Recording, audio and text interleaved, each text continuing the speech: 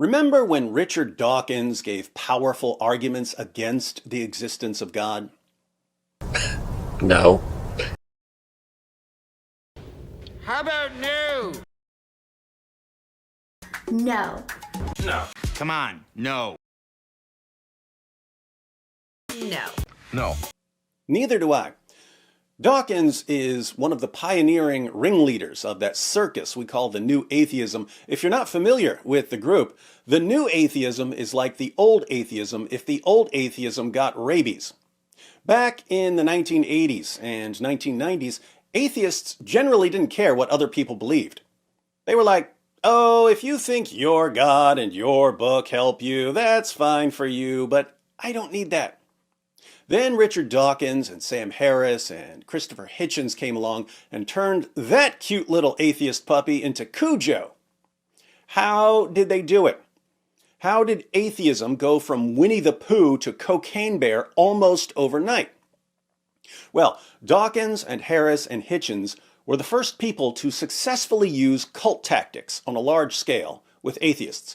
Turns out, if you want to mobilize and weaponize your listeners, arguments and evidence just aren't the way to go in the 21st century. Manipulating people into joining and expanding your group is massively more efficient and effective. Keep in mind, I'm not advocating manipulation and cult tactics. I'm simply describing the world we now live in. If you want a group that's going to march out into the world and mindlessly carry out your commands like drones, you need cult tactics. You instill in your followers an us versus everyone else mentality. It's us against the world. You give them an unmerited self-esteem boost just for being in your group. In this case, it's, oh, if you're part of our group, you're smart. If you're not part of our group, you're dumb. You stir up their emotions and give them a sense of urgency. Oh man, Christians are on the verge of forming a theocracy. If we don't stop this religion thing right now, we're all doomed. If you set up your group correctly, you can rely on peer pressure within the group to keep members in line. So if someone starts asking the wrong questions or doubting the group's doctrines, other members of the group will shame that person into conformity. The most crucial step for someone like Dawkins is convincing his followers to let him do their important thinking for them. If you run into a Dawkins drone on Twitter or in the comments section of YouTube, the Dawkins drone will tell you how stupid you are for believing in God. But if you start asking questions, you find out very quickly that the Dawkins drone has no clue what he's talking about. He doesn't know anything about biology or cosmology or history or philosophy or anything else that may be relevant to the discussion. In fact, there's a really good chance that the Dawkins drone, who's trying to convince you to become an atheist, can't even spell the word atheist.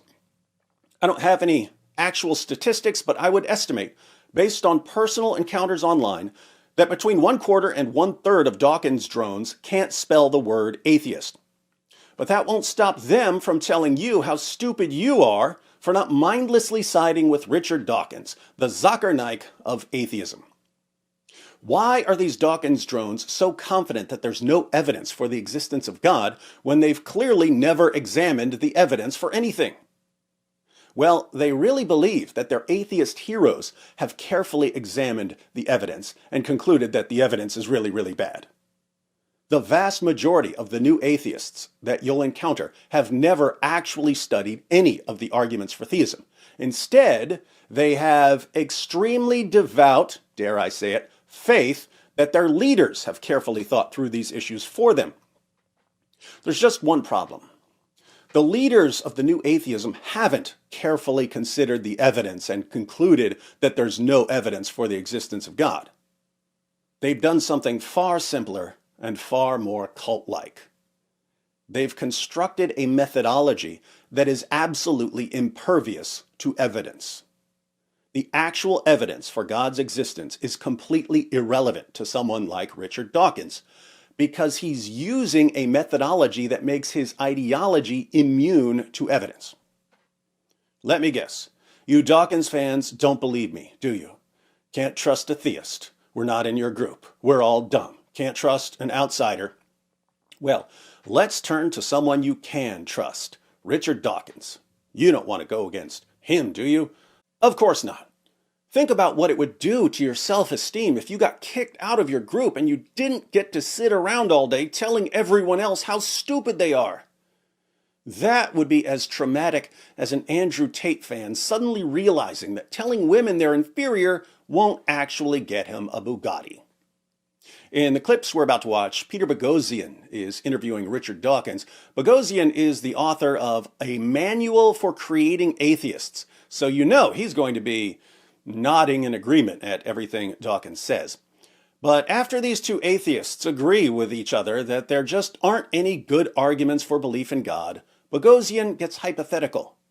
Suppose God did exist. What sort of evidence could God give Dawkins that could convince Dawkins to believe in God?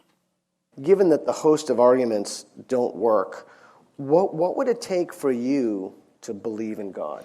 What would it take? And as we're about to see, they're talking about what it would take if theism were true. If God exists, how could he convince Richard Dawkins that he exists? Well, I used to say it would be very simple. It would be, the second coming of Jesus or a great big deep, booming bass Paul Robeson voice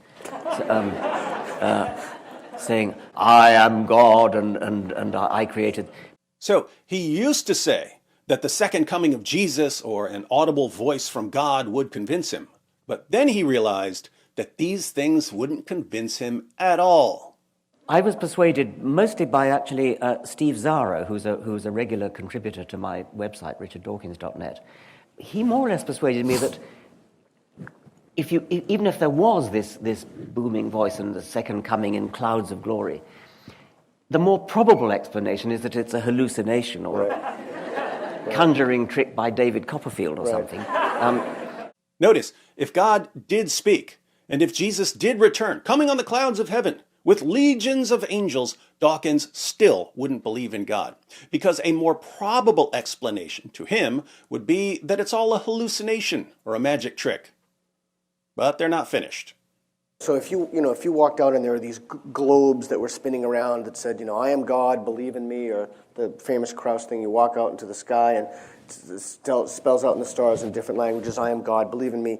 So now we walk outside and we see a message written in the stars. The stars have been rearranged so that they spell out, I am God, believe in me, in multiple languages. Surely that would convince these guys who always go where the evidence points, right? Well, again, the problem is it could be a delusion, but the other problem is you'd have to rule out alternative explanations. So there could be other explanations for why a message about God was written in the stars. You'd have to rule out alternative explanations, like the aliens. I mean, you'd have to... How could you rule out... Well, I mean, there could be an alien trickster culture or something. We're going to get those little humans. Maybe powerful alien tricksters wrote the message in the stars as part of a cosmic prank. So Clarke's third law, any sufficiently advanced technology is indistinguishable from magic, magic being supernatural. The Clarke from Clarke's third law is Arthur C. Clarke, the man who wrote 2001: A Space Odyssey. Clarke's third law states that any sufficiently advanced technology is indistinguishable from magic. Dawkins gives an example. If you were to fly a Boeing 747 back to the Middle Ages, you would be greeted as God. Now, what's your point, Richard? An alien visitation, any aliens who could actually visit us would have to be so far beyond us in their technology that they probably could manipulate the stars to spell out words or geometric forms or something of that sort. Aliens that are powerful enough to reach us could also be powerful enough to write out words in the stars. So, if we all walked outside one day and we read, I am God, believe in me, written in the stars in multiple languages, we should definitely not believe in God, because that message could have been written by alien tricksters. So, God audibly speaking to Dawkins wouldn't convince him. Jesus appearing at his second coming wouldn't convince him. God writing a message in the stars wouldn't convince him. What would convince him? So that couldn't be enough. So what would persuade you? Well, I'm starting to think nothing would. Nothing would. Even if God showed up and started blasting people with lightning bolts, that still wouldn't convince Dawkins that God exists. And if you listen to the discussion, it sounds like Peter Boghossian agrees completely. If God exists, there is absolutely nothing he can do to convince Richard Dawkins and Peter Boghossian that he exists. Why? Because they've adopted a methodology that is completely impervious to evidence. But there's more. Well, I'm starting to think nothing would, which in a way goes against the grain, because I've always paid lip service to the view that a scientist should change his mind when evidence is forthcoming. Did you catch that? Dawkins says that he's always paid lip service to the view that a scientist should change his mind in light of the evidence. He calls it lip service. Do you know what lip service means? It means you say one thing, but your actions show that you don't really believe what you're saying. So, for all his talk about going where the evidence points, he admits that when it comes to the existence of God, evidence is irrelevant. Because I've always paid lip service to the view that a scientist should change his mind when evidence is forthcoming. The trouble is, I can't think what that evidence would look like. Isn't that interesting? According to Richard Dawkins, not according to me, according to Richard Dawkins, he will reject any evidence for God's existence. If God speaks to him directly, well, that could be a hallucination. If Jesus returns in the clouds, well, that could be a magic trick. God writes a message in the stars in multiple languages, well, that could be alien tricksters trying to trick me. Notice, the guy who has dedicated his life to telling people that there are no good arguments for the existence of God is the same guy who admits that he will automatically reject any argument for God's existence, no matter how strong the evidence is. The leaders of the new atheism haven't examined the evidence for God's existence and gone where the evidence points. They've set up a methodology that is impervious to evidence for anything they don't want to believe. My goodness, if we wanted to play by these rules, we could just say that the new atheists don't exist. But David, of course the new atheists exist. We just watched some clips of Richard Dawkins and Peter Boghossian. What if we were hallucinating? What if this is a David Blaine magic trick? What if alien tricksters want us to think we just saw Peter Boghossian interviewing Richard Dawkins? What if? Playing skeptic is easy, my friends. Now, we've heard Clarke's third law. Any sufficiently advanced technology is indistinguishable from magic. I'm ready to lay down Wood's first law. Here it is. If you're going to reject an argument, no matter how good or bad the argument is, then the fact that you reject the argument tells us absolutely nothing about whether the argument is good or bad.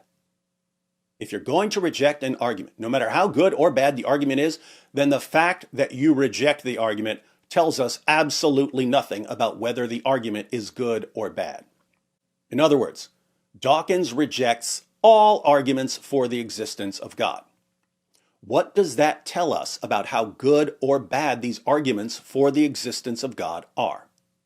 Absolutely nothing, because Dawkins has admitted that he will reject any evidence, no matter how strong it is. If God speaks to him, Dawkins won't believe in God.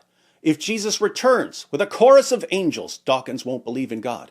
If God writes a message in the stars, Dawkins won't believe in God. No matter what the evidence is, Dawkins won't believe in God. He admitted it.